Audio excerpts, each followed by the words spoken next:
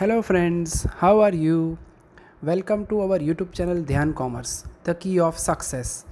Please like, subscribe, share and press bell icon for notifications. Thank you.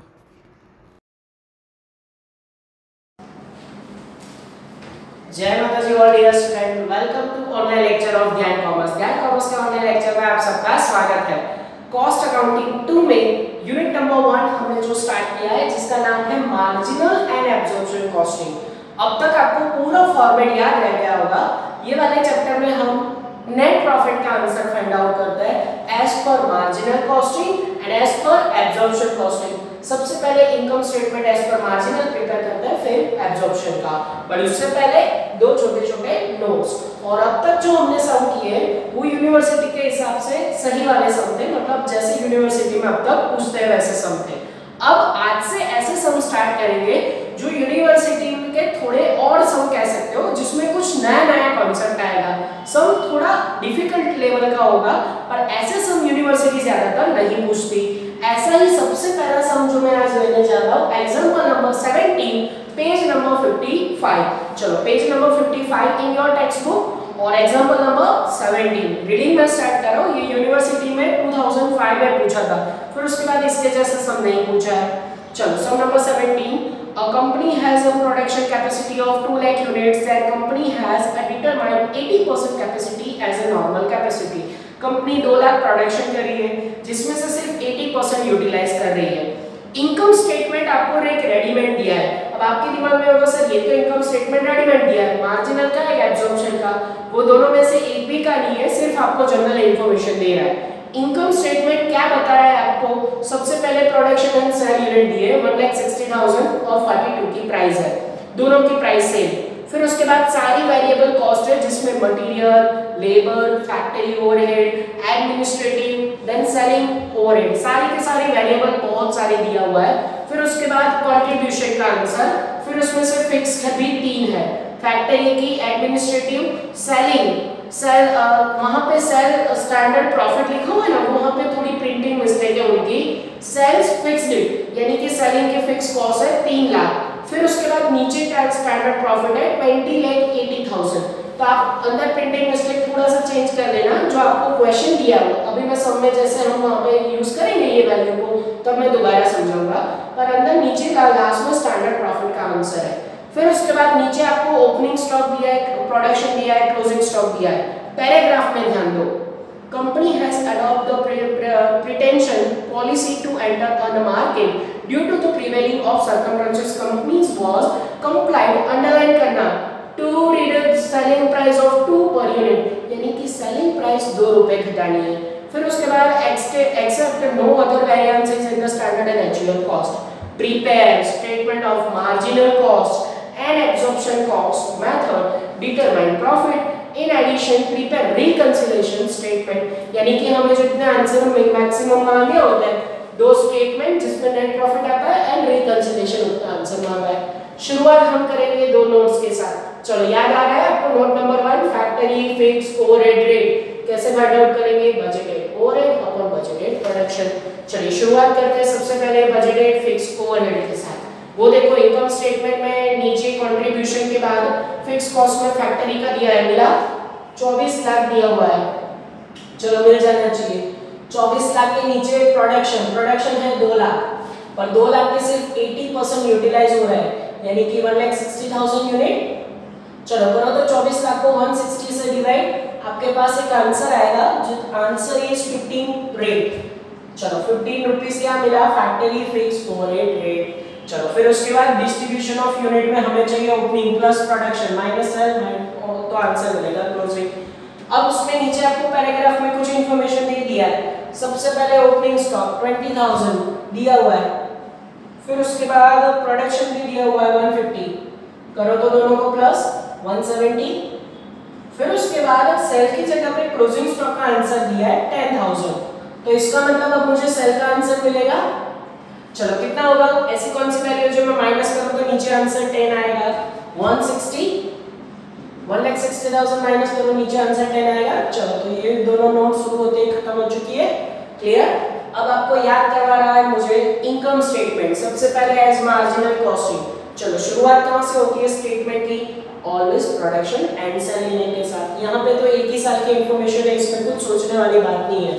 चलो production unit यहाँ से मैं copy कर रहा हूँ 150, देखते जाओ। सेलिंग 160, फिर उसके बाद सबसे पहले मुझे सेल्स लिखना है, तो सेल्स के लिए मेरे पास selling unit multiply by selling price होना चाहिए। सेलिंग प्राइस चेक करोगे आप तो अंदर 42 आपको दिखा रहा है। अब 42 आपको नहीं लेना है, नीचे पैराग्राफ में जो मैंने अंडरलाइन करवाया, भले आपकी 40 रुपए प्राइस 42 की प्राइस हो, पर उसमें से 2 रुपए आपको रिडक्ट करना है, राइट?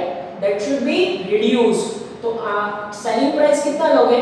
40 रुपीस, 40 रुपए सेलिंग प्राइस लोगे। चलो 40 को 160 से मल्टीप्लाई करो तो आपके पास फाइनल आंसर सेलिंग प्राइस का आएगा भाई 64 लाख।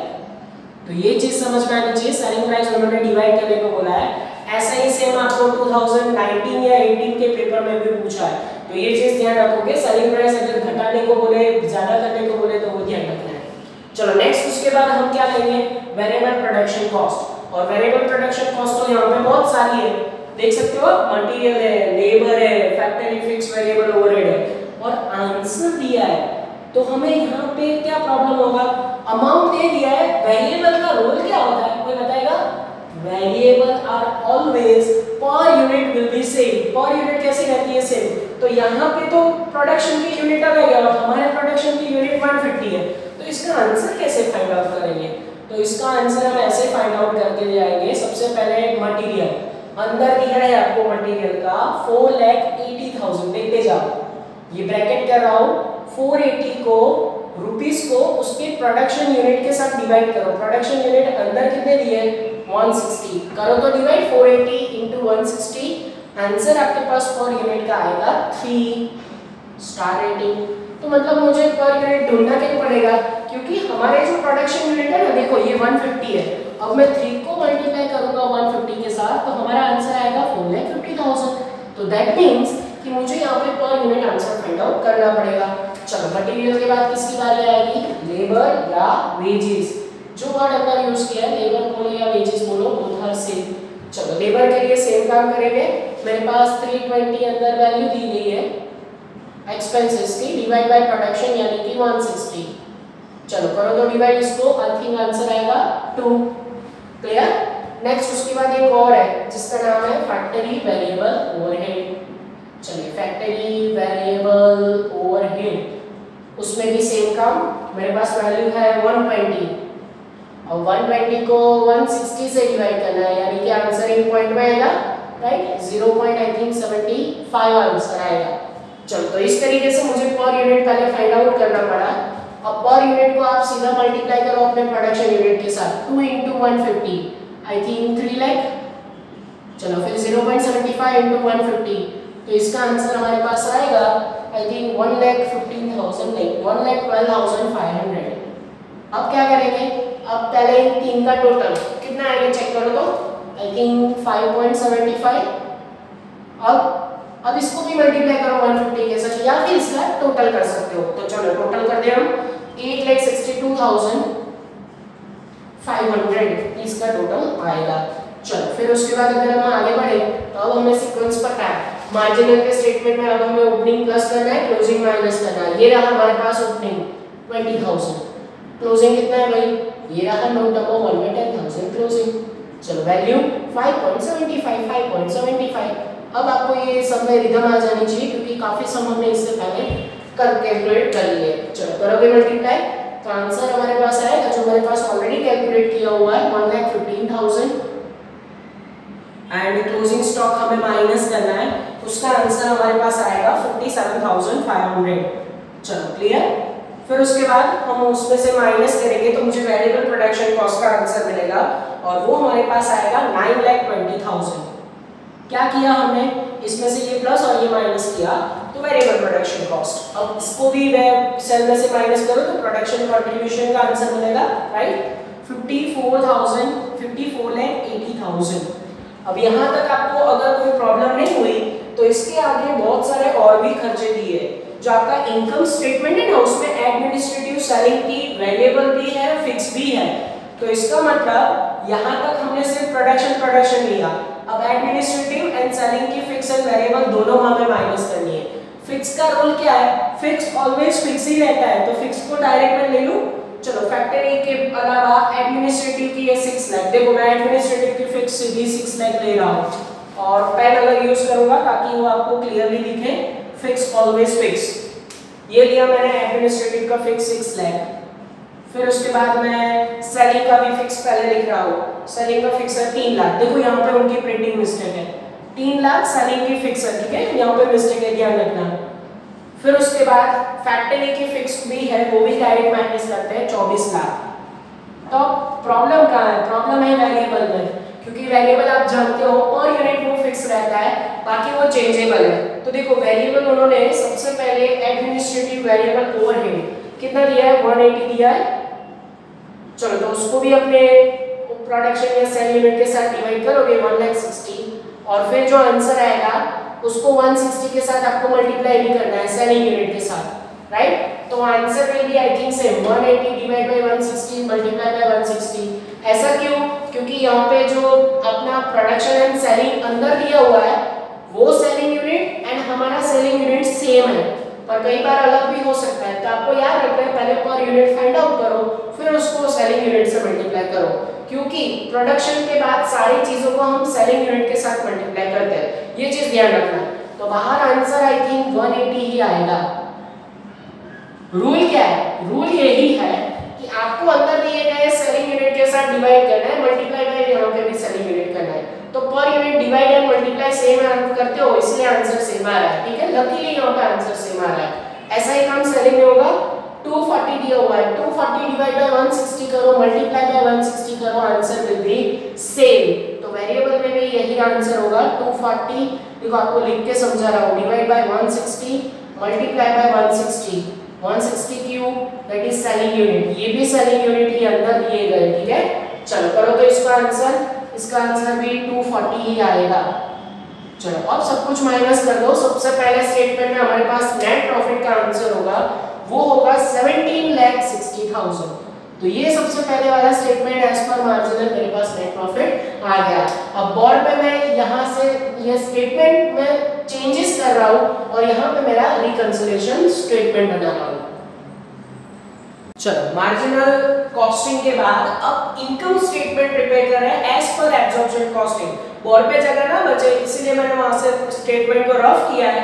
सेम वही आपको स्टेटमेंट एज पर अब बनाना है एब्जॉर्प्शन एंड लास्ट में छोटा सा रिकंसिलिएशन स्टेटमेंट। अब मार्जिनल एंड एब्जॉर्प्शन में डिफरेंस कहां आता है, तो डिफरेंस आता है यहाँ पे जहां पे वेरिएबल प्रोडक्शन कॉस्ट थी, अब एब्जॉर्प्शन का मतलब होता है वेरिएबल एंड फिक्स बोथ। तो अब प्रोडक्शन कॉस्ट में ये वेरिएबल तो जो थी वो तो रखना ही है, पर उसमें एक्स्ट्रा क्या प्लस करेंगे, यानी सेल वही सिर्फ वर्ड आ गया प्रोडक्शन और यहाँ पे सीधा क्या ऐड हो जाएगा, सीधा ऐड हो जाएगा फैक्ट्री फिक्स्ड ओवरहेड रेट। और रेट कहाँ से आएगा, नोट नंबर 1 से आएगा, ठीक है। चलो नोट नंबर 1 में कितना फैक्ट्री फिक्स ओवरहेड रेट था, आई थिंक 15 था, चलो 15 था, तो जैसे 15 ऐड करोगे यहाँ पे 20.75 आ जाएगा इस तरीके से। तो अब आपको डिफरेंस समझ में आ रहा है मार्जिनल एंड एब्जॉर्प्शन में। एब्जॉर्प्शन में ऑलवेज प्रोडक्शन कॉस्ट ज्यादा ही होती है क्योंकि उसमें फैक्ट्री की फिक्स वेरिएबल के साथ कंसीडर की जाती है। एमसीक्यू इसकी मोस्ट रिपीटेडली पूछते हैं। चलो 15 को मल्टीप्लाई करो तो अपने प्रोडक्शन 150 के साथ आपके पास आंसर आएगा और वो आंसर आपके पास रहेगा यस। ओके मैं आंसर देख लेता हूँ, मेरे पास ऑलरेडी कैलकुलेशन है तो वहाँ पे आंसर आएगा 22,50,000। चलो ये आंसर आ चुका है। अब इन दोनों को प्लस करो या 20.75 को मल्टीप्लाई करो तो उसका आंसर आएगा 31,12,500। चलो आगे बढ़े। फिर उसके बाद हमें पता है अब ओपनिंग प्लस करना है, क्लोजिंग माइनस करना है। ऑलरेडी यूनिट तो है 20 एंड 10, कौन सी प्राइस लोगे तो 20.75, वेरी इजी। अब आप ये चैप्टर के इतने इजी पड़ाव पे पहुंच चुके हो कि आपको ये सारी चीजें इजीली समझ में आ जाएगी। करो opening plus and closing minus.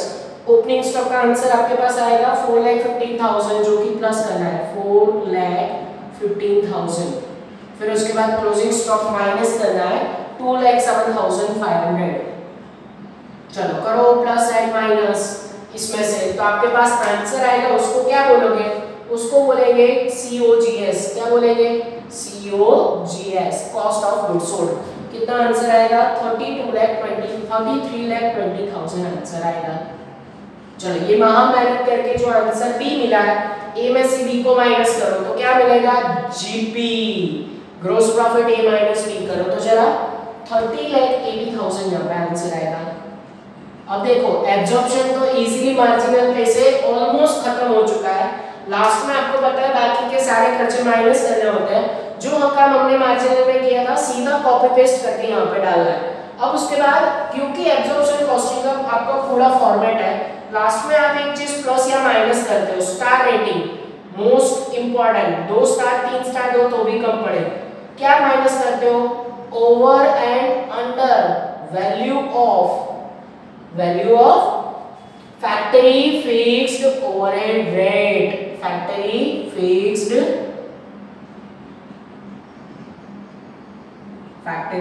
Fixed overhead. चलो फैक्ट्री फिक्स्ड ओवरहेड कम या ज्यादा लिखा हो, ज्यादा लिखा हो यानी ओवर लिखा हो तो प्लस करना है, कम लिखा हो तो माइनस करना है। आगे शायद तक 24 लाख लिखा था, कितना लिखा था, 24 लाख। देखो यहाँ पे 22,50,000 हमने फैक्ट्री का लिखा है, तो 24 लाख की कंपैरिजन में 22 लाख लिखा, हमने कैसे लिखा है, कम लिखा है। कम लिखा है तो क्या करोगे, माइनस करोगे, अंडर वैल्यू तो माइनस, ओवर वैल्यू तो प्लस। चलो अगेन हमें यहाँ पे माइनस करना है। 24 लाख एंड 22,50,000 के बीच का डिफरेंस आई थिंक 1,50,000 आंसर आएगा। चेक कर सकते हो, 24 में से 22,50,000 गए। चलो अब ये सारी चीजें माइनस करो, नेट प्रॉफिट का आंसर सेकंड स्टेटमेंट के मुताबिक मेरे पास आएगा 16,10,000।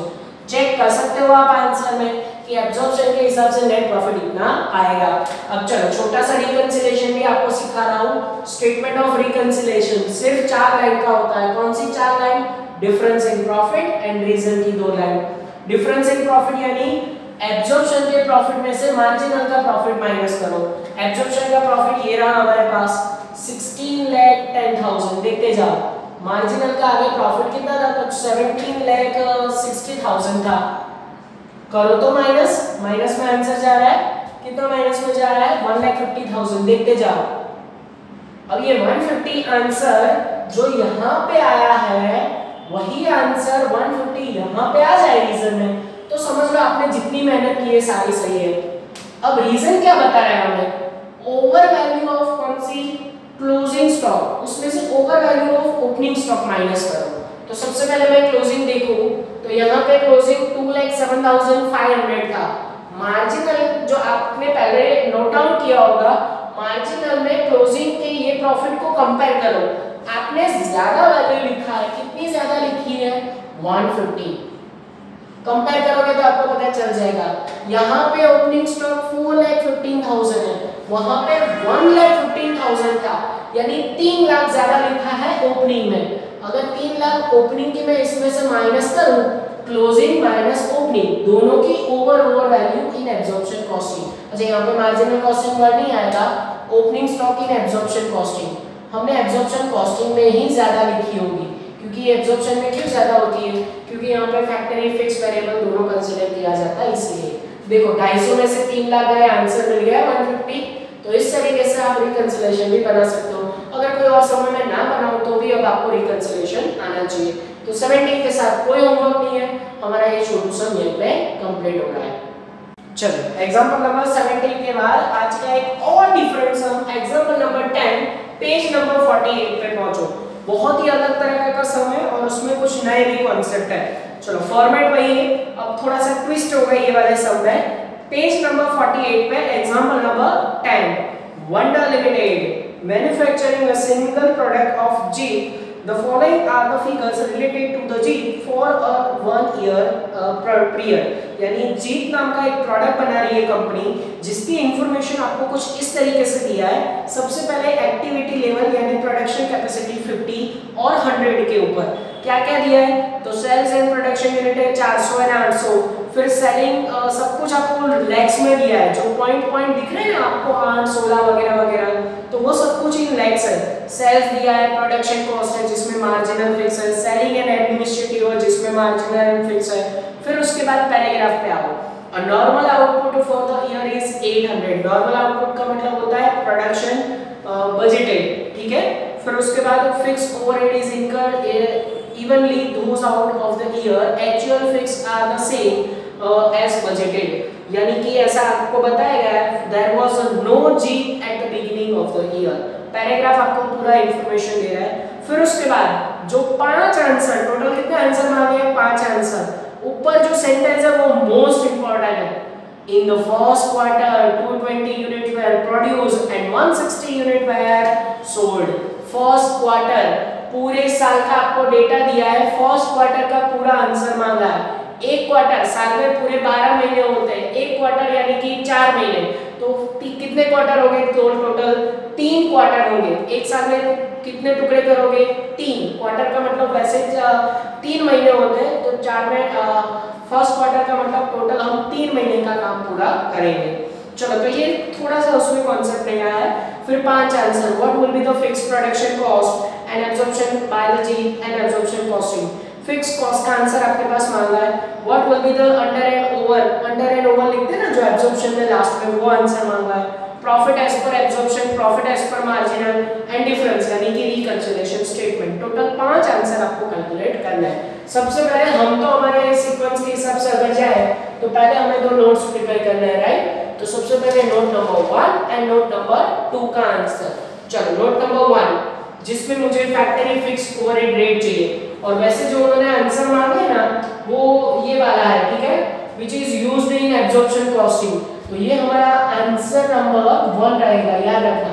चलो, हमारे पास budgeted fix cost upon budgeted production होना चाहिए। बजटेड फिक्स कॉस्ट आपके पास है कहीं सब में दिया हुआ? हाँ है। प्रोडक्शन का फिक्स 160 लिखा, 1,60,000 लिखूं? हाँ लिख सकता हूँ। चलो, उसको डिवाइड करो बजटेड प्रोडक्शन यानी 800 यूनिट जो पैराग्राफ में बताया गया है, करो तो जरा divide. 200 rupees I think per unit answer आएगा। ये क्या मिला? Factory fixed overhead rate. चलो, दूसरा डिस्ट्रीब्यूशन ऑफ यूनिट में जाता है। अब हमें सिर्फ क्वार्टर के लिए काम करना है और इंफॉर्मेशन आपके पास दी गई है कि there is no opening stock. फिर आपको प्रोडक्शन यूनिट कितने दिए गए? 220 दिखे पैराग्राफ में 220। चलो, इसमें से कुछ नहीं है ओपनिंग, तो 220 नीचे आंसर आएगा। उसमें से सेलिंग आपको दिया है 160, तो जैसे आप 160 माइनस करोगे I think answer closing stock का 60 यूनिट आएगा। तो फर्स्ट क्वार्टर का ये जो हो गया वो क्या है? Distribution of unit. तो यहाँ तक का कोई कंफ्यूजन नहीं है। प्रॉब्लम घपला अब स्टार्ट होगा जब हम इनकम स्टेटमेंट बनाएंगे, और सबसे पहले हम कौन से बेसिस पे बना रहे हैं? As per marginal costing. चलो, थोड़े से बेसिक चीज है, जैसे कि सबसे पहले प्रोडक्शन एंड सेल यूनिट सिर्फ क्वार्टरली लिखना है। ये रहा क्वार्टरली प्रोडक्शन 220 और सेलिंग 160। और अब मुझे सेल से स्टार्ट करना है। यहाँ पे प्रॉब्लम क्या है? पूरे साल की इंफॉर्मेशन दिया है, हमें सिर्फ क्वार्टरली के हिसाब से इंफॉर्मेशन लेनी है। चलो, कैसे काउंट करेंगे? सबसे पहले सेल में से प्रॉब्लम शुरू होगा। Selling unit multiply by selling price. Selling price तो अंदर हमें क्लियरली दिख रही है। सेलिंग प्राइस अंदर रुपीस में है, वो भी 8 लाख है, 16 लाख है, तो कोई एक के हिसाब से लो। मैं 100% कैपेसिटी के हिसाब से सेलिंग प्राइस ले रहा हूँ जो कि मुझे 16 लाख दिख रही है, और 16 लाख को मुझे डिवाइड करना होगा उसके यूनिट के साथ। यूनिट कितने हैं? तो यूनिट है, अगर मैंने 100% कैपेसिटी लिया है तो नीचे 800 भी उसके प्रोडक्शन यूनिट लूंगा मैं सेलिंग यूनिट से। करो तो 16 लाख को सेलिंग यूनिट से डिवाइड, आंसर आपके पास सेलिंग प्राइस का आएगा आई थिंक 2000 रुपीज। समझ में आ रहा है? तो मुझे पर यूनिट फाइंड आउट करना पड़ेगा ना, क्योंकि वो पूरे साल का हमें यहाँ पे दिया हुआ है 100% के हिसाब से। फिर से बता रहा हूँ, 16 लाख रुपीस, उसको सेलिंग यूनिट 800 से डिवाइड किया, 2000 हमारे पास सेलिंग की प्राइस आ चुकी है। करो अब 2000 rupees per unit selling price को अपने सेलिंग यूनिट यानी 160 के साथ मल्टीप्लाई। चलो, इसको किसके साथ मल्टीप्लाई करोगे? 160 के साथ। आपके पास आंसर आएगा 3,20,000। तो ये मुझे क्वार्टरली सेलिंग सेल्स मिल गया, पहला आंसर। अब देखो, अभी भी प्रॉब्लम स्टार्ट शुरू हुआ है। वेरिएबल प्रोडक्शन कॉस्ट, और वेरिएबल में यहाँ पे अच्छी बात है कि कोई मटेरियल लेबर वगैरह नहीं है, डायरेक्ट प्रोडक्शन कॉस्ट में मार्जिनल दिया हुआ है। मार्जिनल का दूसरा नाम वेरिएबल। अब वो 320 एंड 640 है, अब वो भी मुझे पर यूनिट फाइंड आउट करनी पड़ेगी। तो पर यूनिट के लिए क्या करोगे बोलो। अब वेरिएबल मुझे चाहिए, जैसे कि मुझे ये वेरिएबल लिखनी है यहाँ पे, तो वेरिएबल अंदर जो आपको दिया है ना 6,40,000, ध्यान रखना वो लाख में है, पॉइंट में दिया है 6.4 और उसको लाख में कन्वर्ट करना है, ठीक है। तो 640 डायरेक्ट नहीं ले सकते, उसको भी अपने सेलिंग यूनिट या प्रोडक्शन यूनिट के साथ डिवाइड करो। Production unit and selling unit 800 same है, ठीक है। ये मैंने किसके बेसिस पे लिया 100%। अगर आप 50% के हिसाब से भी कंसीडर करोगे ना तो पर यूनिट का रूल क्या है, पर unit will be same, per unit always variable same रहती है। करो तो जरा इसको डिवाइड, इसका आंसर कितना आएगा आपके पास, तो ये आंसर अगेन आएगा आपके पास 800 पर यूनिट। चलो पर यूनिट हमारे पास आंसर आ गया। अब उसको मल्टीप्लाई करो अपने प्रोडक्शन यूनिट के साथ यानी 220 के साथ, करो तो डिवाइड, ये पर यूनिट के साथ मल्टीप्लाई करो, यस आंसर आपके पास आएगा 1,76,000। क्लियर, समझ में आ रहा है। अब आगे का काम हम जानते हैं। अब आगे हमें ये करना है कि ओपनिंग स्टॉक प्लस करना है और क्लोजिंग स्टॉक माइनस करना है। ओपनिंग स्टॉक का आंसर तो हमारे पास है ही नहीं, क्लोजिंग स्टॉक ओनली 60 यूनिट है, उसको कौन सी प्राइस से मल्टीप्लाई करोगे 800 के साथ। चलो करो मल्टीप्लाई, तो क्लोजिंग स्टॉक का आपके पास आंसर आ जाएगा यस 648,000 और 48,000 माइनस करना है ना। चलो करो माइनस, तो आपके पास क्या आंसर आएगा, वेरिएबल प्रोडक्शन कॉस्ट, जिसको हम बी बता सकते हैं। ए में से बी माइनस करोगे तो क्या मिलेगा, प्रोडक्शन कंट्रीब्यूशन। कैसे मिलेगा, ए माइनस बी। चलो बी का आंसर फाइंड आउट करो, तो बी का आंसर आपके पास आएगा 1,26,000, 1,28,000। ए में से बी को माइनस करो तो आपके पास आंसर आएगा 1,92,000। चलो अब यहाँ तक कोई कंफ्यूजन नहीं है, पर सिर्फ वेरिएबल कॉस्ट मैंने माइनस किया। अब उसके बाद जब बाकी की कॉस्ट है वो भी मुझे माइनस करनी पड़ेगी ना, तो मुझे देखो सेलिंग एंड एडमिनिस्ट्रेटिव कॉस्ट दिख रही है, दिखी आपको, तो वो भी माइनस कर लेते हैं। चलो लेस, नाम क्या है, सेलिंग एंड एडमिनिस्ट्रेटिव कॉस्ट या ओवरहेड। अब इसमें प्रॉब्लम कहाँ है, तो इसमें भी प्रॉब्लम है। सबसे पहले मैं फिक्स ले लेता हूँ, तो फिक्स का रोल क्या है, फिक्स ऑलवेज फिक्स रहता है, राइट। पर यहाँ पे अंदर जो आपको फिक्स दिख रहा है ना, देखो मैं सेलिंग एंड एडमिनिस्ट्रेटिव की बात करूँ तो 240 है। अब 240 में अगर डायरेक्ट बाहर लिखूं तो प्रॉब्लम शुरू हो जाएगा। 240 डायरेक्ट नहीं ले सकता, ये 12 महीने का है, मुझे सिर्फ फर्स्ट क्वार्टर यानी 3 महीने का चाहिए स्टार रेटिंग। फिक्स कॉस्ट भले फिक्स रहता हो पर हमें सिर्फ 3 महीने का लेना है, यानी 240 डिवाइड और मल्टीप्लाई बाय 3 डिवाइड बाय 12 कर सकते हो। ये एक्चुअली है क्या, 12 महीने का इतना, तो 3 महीने का हाउ मच, करो हाउ मच, तो फिक्स कॉस्ट का आपके पास आंसर आएगा यस 60,000। तो देखो ये मैंने 60,000 डाल दिया, 240 बाहर लिखोगे तो प्रॉब्लम शुरू हो जाएगा। फिर उसके बाद नेक्स्ट मुझे वेरिएबल देखना है। अब वेरिएबल में भी सेम प्रॉब्लम, देखना क्या प्रॉब्लम है। वेरिएबल वहां पे आपको दिखाई दे रहा है यस मार्जिनल, अगर मैं देखूं तो 320 है 100% पे। देखो क्या करेंगे हम, 320 जो आपको पर एनम दिया है ना, उसको अपने सेलिंग यूनिट से मल्टीप्लाई करो तो हमें पर यूनिट आंसर मिलेगा। सेलिंग कितने है 800 है, आंसर करो तो इसका पर यूनिट, तो पर यूनिट आपके पास आंसर आएगा 400। कितना आंसर आएगा 400। अब इसको भी मल्टीप्लाई करना है आपको सेलिंग यूनिट के साथ। चलो आपका क्वार्टरली सेलिंग यूनिट कितना है 160 रुपीस है। तो इस तरीके से वेरिएबल का काम हो सकता है, amount divide by selling unit multiply bye जो आपको पर यूनिट आंसर मिलेगा उसको अपने सेलिंग यूनिट क्वार्टरली से मल्टीप्लाई करो। चलो सेलिंग का आंसर कितना आएगा 64,000। इस तरीके से अब लास्ट में क्या माइनस करना है, लास्ट में हम माइनस करते हैं स्टार रेटिंग।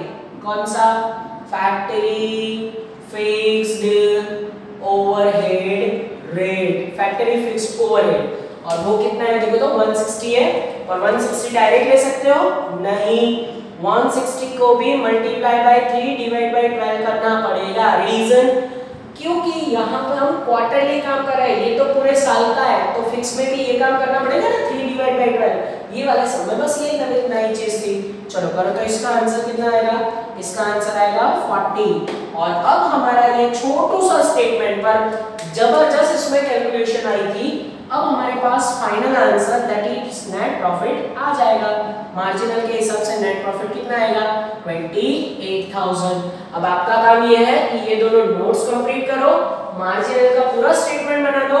मार्जिनल में मैं एब्जॉर्प्शन का आपको काम समझा रहा हूँ ऊपर कॉपी पेस्ट करके और यहाँ पे रिकंसिलिएशन। अच्छा हमारा ये आंसर कौन सा था एज पर मार्जिनल, आपके पास आंसर नहीं होने चाहिए, उन्होंने बहुत सारे आंसर मांगे थे तो ये आंसर नंबर 4 है, ध्यान रखना।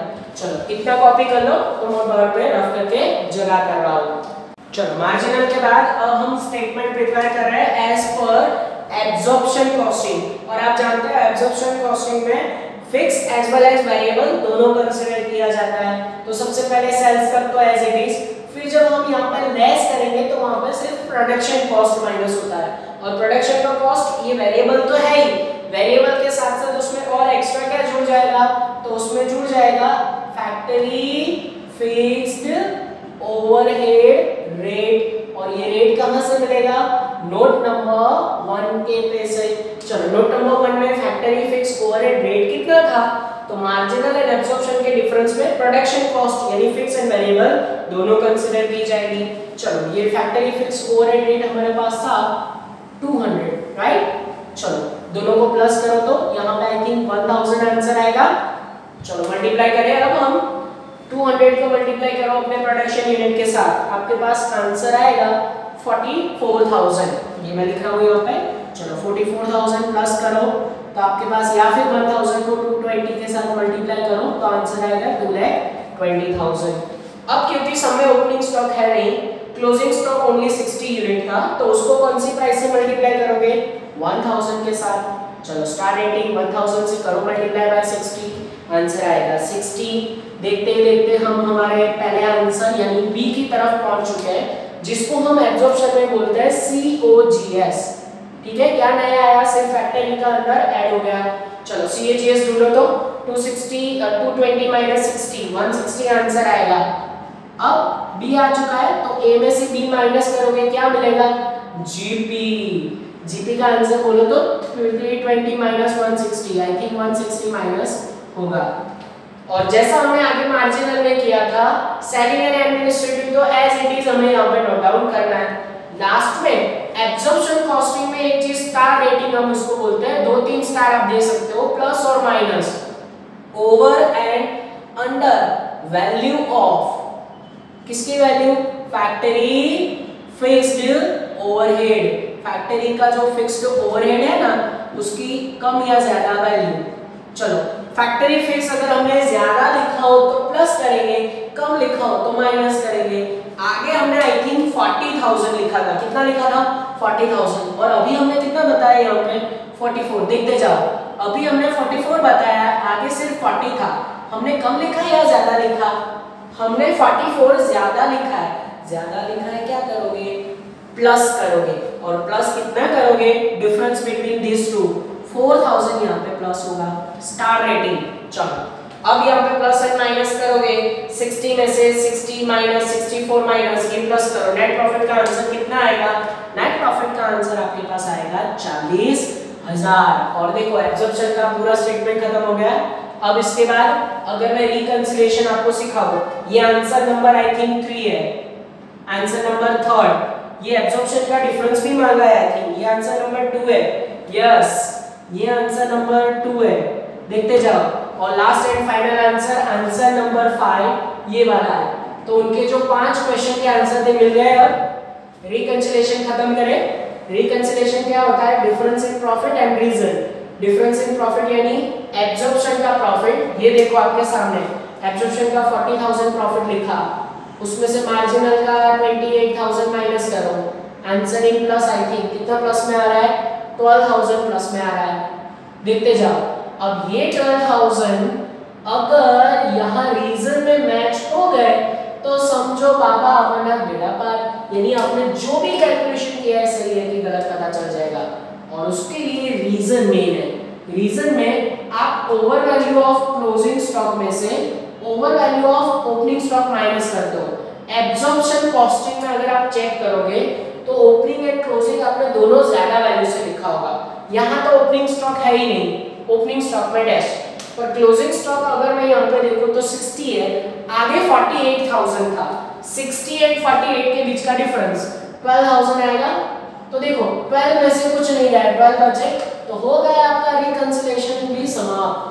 और आज के ये दोनों सम भी यहीं पे कंप्लीट हो रहे हैं। और जो ये 10 और 17 नंबर का आज मैंने सम करवाया, साथ में कोई इसके जैसे सम है ही नहीं, तो आप गुजरात यूनिवर्सिटी पेपर के जो मैंने ऑलरेडी सम कैलकुलेट करवाया, अब आप वो सम ट्राई कर सकते हो। कौन सा एग्जांपल, आपके पास यूनिवर्सिटी का पेपर जो हमने भेजा हो, तो गुजरात यूनिवर्सिटी 2017 का पेपर का सम आप आराम से ट्राई कर सकते हो। तो ये काम आज आपको होमवर्क में दे रहा हूँ, शायद तक आप कर सकोगे, आपके पास कहीं ना कहीं पेपर कॉपी हो तो उसमें से मिल जाएगा।